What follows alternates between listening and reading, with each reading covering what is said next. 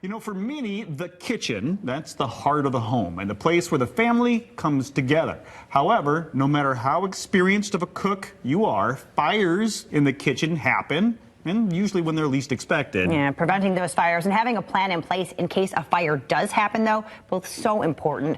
We've got a special guest with us this morning who is pretty well versed in safety when it comes to fires. This is our friend, the president of Escape Fire Safety, Michael McClear. Good morning to you. Thanks so much for being here. Thanks for having me in. All right, so talk to us about kitchens and fires, why this is important, and this is kind of a theme you have going on right now. Absolutely. So this is Fire Prevention Week. And firefighters across the state of Michigan, as well as across the country, come together and speak with a unified voice. The National Fire Protection Association actually launches the campaign, and they picked the theme based on the types of fires that we're seeing occur that our fire departments are responding to. So this year they selected cooking safety because cooking is a leading cause of home fires. And when we spend time with our family, with our friends, the kitchen's kind of that center hub, and we want to make sure we stand by our pan when we're cooking, baking, broiling, or frying. Great. Now I've got that song in my head, Michael. Stand by your pan. Stand by your pan. Okay, yeah, all right. So how can we prevent, obviously when we're in the kitchen, oil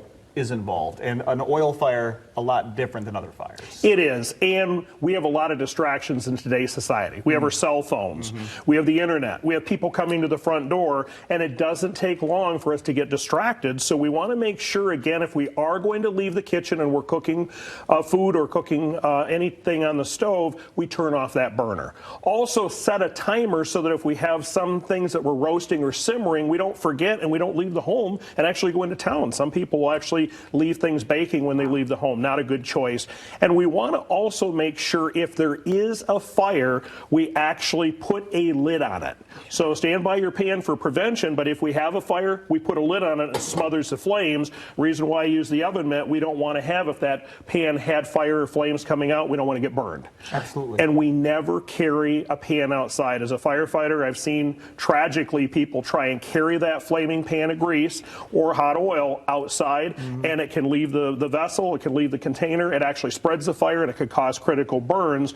If you start to see that oil smoke and a little bit of smoke comes off, it's too hot. Turn your burner heat source down, whether it's an electric or whether it's a gas fired. Wow. In our house, love to get the kids involved too, but that could raise issues as well. It could. So this year's campaign, we're focusing on keep a 3-foot kid-free zone, kids and pets, because they want to be right at our feet. They want to be right in the center of the activities, but keep that 3-foot kid-free zone from the stove. Also from any hot foods that we're serving, and that's going to make sure we prevent that burn injury from happening. And so many times you'll see maybe a mother or a father holding a child while they're stirring the pot, and we don't want to be doing that either. Not at all. So we want to make sure we're totally in attention of whatever we're cooking, and we want to make sure that, again, young ones are in their proper place at least 3 feet away. Okay, and obviously prevention is key, but should the unforeseen happen, a fire does start, you can't get it put out, what do people need to know? So they need to get out of the home.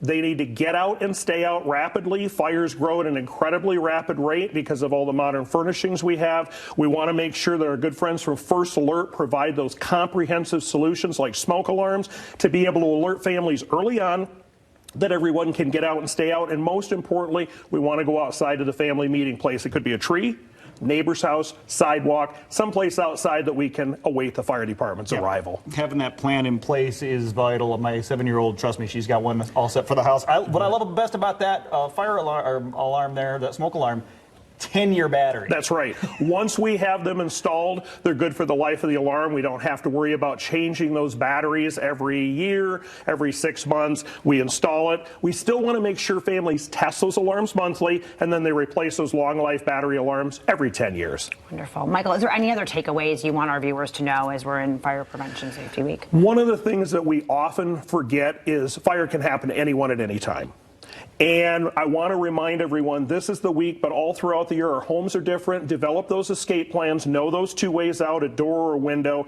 and be prepared as we go into the winter months, as we start talking more about fires and fatal fires. Unfortunately, we're spending more time at home. That escape plan, those working smoke alarms, double our chance of surviving. Absolutely. Yeah. Anywhere, anytime. I mean, just last week, a house fire in our neighborhood. So it can happen to you too. National Prevention Fire Week. It's happening right now. If you want any more information, details on these smoke alarms or what to do in case of a fire, escapeinc.org or a toll-free number right there on your screen.